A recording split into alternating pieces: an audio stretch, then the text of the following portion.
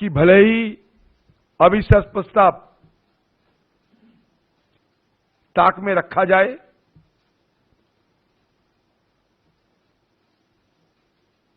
और बाकी सारे बिल को पारित किया जाए, हमारे ना बचे परंपरा, ना बचे हमारे सदन की रीति रिवाज। दूरदराज इलाके से हम लोग आते हैं सदन में शिरकत करने के लिए, आम लोगों की बात रखने के लिए, आम लोगों को मुद्दा को उठाना और सरकार से जवाब मांगना, ये सारे हमारे जिम्मेदारी होती है। इसी के चलते हम सदन में आते हैं। इसलिए अब सब जानते होंगे कि शुरू के दिन से देश की प्रधानमंत्री नरेंद्र मोदी जी को हम लोग ये गुहार लगाते आए थे कि मणिपुर की आज की जो हालात, ये हालात बड़ा गंभीर होते जा रहे हैं, और देश की प्रधानमंत्री होने के नाते हमारे देश के प्रधानमंत्री जी को यह जिम्मेदारी भी बनते हैं कि मणिपुर के मुद्दे को लेकर सदन में वो बात रखें।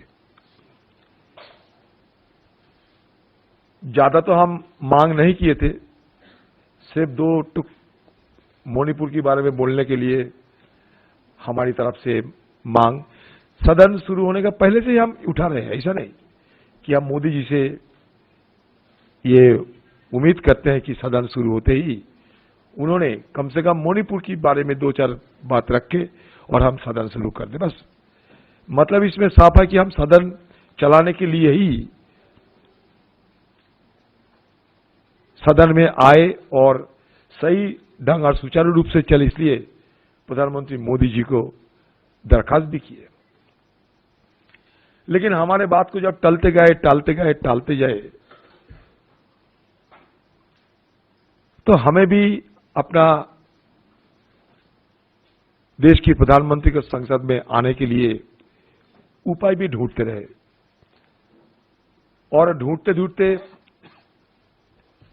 अंतिम औजार जो हमारे संसदीय व्यवस्था में होते हैं, अविश्वास प्रस्ताव लाए,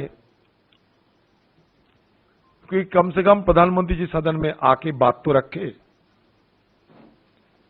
तो बस यही आपने देखे हैं, रूल 198 के तहत ये होते हैं हमारे ये अविश्वास प्रस्ताव की चर्चा।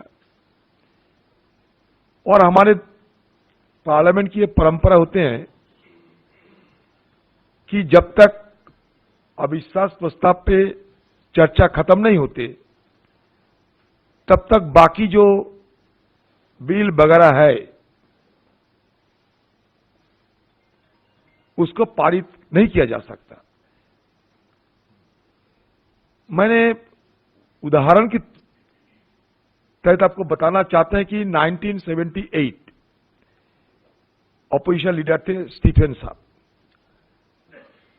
प्रधानमंत्री मोरारजी देसाई शायद 10 या 11 मई को सदन में अविश्वास प्रस्ताव लाए गए थे।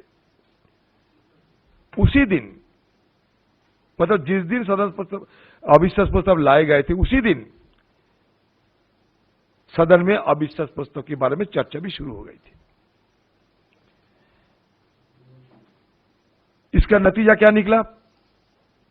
बाकी सदन सही ढंग से सुचारू रूप से चले। मुझे लगता था कि हमारे पार्टी को, सारे विपक्ष को, हम सबको एहसास तो थी कि देश की प्रधानमंत्री चांद से लेकर चीता तक हर चीज में बात रखते हैं, तो भला मणिपुर क्यों? कोई भी मुद्दे पे देश की विपक्ष के सारे विपक्ष जब मांग करते हैं, विपक्ष की मांग को सम्मान देते हैं, वो भी हमारे लिए और देश के लिए, मणिपुर के लिए कुछ बात रखेंगे। ये तो हुआ ही नहीं, लेकिन इसके उल्टा हुआ। जैसे कि हमारे परंपरागत जो तरीका है सदन के अंदर कि अविश्वास प्रस्ताव लाने से और कोई चर्चा नहीं होना चाहिए जब तक अविश्वास प्रस्ताव की चर्चा खत्म ना हो।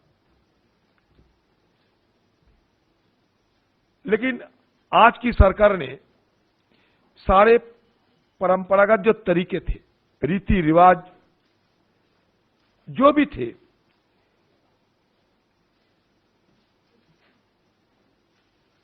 सबको अमान्य करते हुए, धजिया उड़ाते हुए एक के बाद एक बिल पारित करते रहे। लगभग मान लीजिए 20 विधायक सदन में पेश तो हुई और बिल पास हो गए 22। 20 बिल पेश हुई, पारित हो गए 22। और सबसे बड़ी बात है कि अविश्वास प्रस्ताव स्वीकारने के बाद 17 ऐसे बिल है वो भी पारित हो गए। मतलब क्या हुआ कि विपक्ष ने कोई ऐसा विधेयक पे अपना बात रखने की मौका नहीं मिल पाए। तो हम किधर जाए? परंपरा इसको मान्यता देने के लिए सरकार को गुहार लगाएं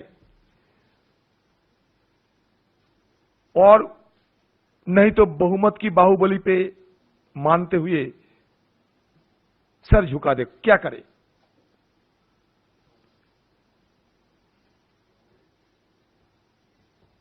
तो इसमें सारे जो इंडिया अलायंस, उन्होंने यह फैसला किया था कि दिल्ली बिल के मुद्दे के अलावा बाकी सारे बिल ना पारित हो और हमारा मांग जारी रहे कि मणिपुर की चर्चा शुरुआती तौर पे किए, बाकी सुचारू रूप से सब कुछ चले। तो ये नजारा हमें भी देखने को मिला जो जिंदगी में नहीं देखा संसदीय इतिहास में।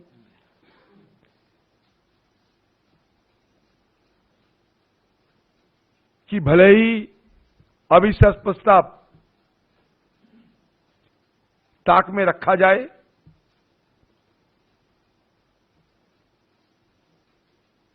और बाकी सारे बिल को पारित किया जाए, हमारे ना बचे परंपरा, ना बचे हमारे सदन की रीति रिवाज, फिर देखते देखते सदन भी खत्म हो गए। तो ये बड़ी दुख की बात है कि इतने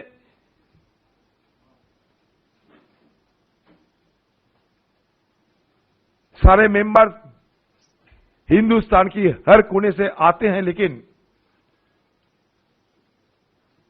अपना बात रख नहीं पाते।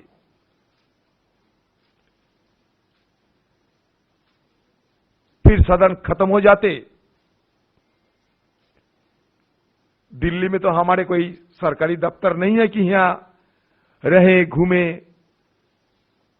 चले, काम करे, जैसे कि सत्तारूढ़ पार्टी के लोगों के है। हमारे लिए पार्लियामेंट के अलावा और कोई हवा महल तो नहीं है। तो इसलिए ज्यादातर जो एमपी होते हैं, सदन जब चलना शुरू होते उस समय आते हैं, सदन खत्म होते ही चले जाते हैं। बस यही हमारा पार्लियामेंट की ये परफॉर्मेंस है। मैं कभी अपने स्पीकर साहब की और पार्लियामेंट की सेक्रेटेरिएट, इनके खिलाफ कोई बात करना नहीं चाहते। उनकी अपना राय उनके पास है। हमारे स्पीकर साहब भी उत्पादकता के बारे में सारे बता चुके हैं। लेकिन हमारा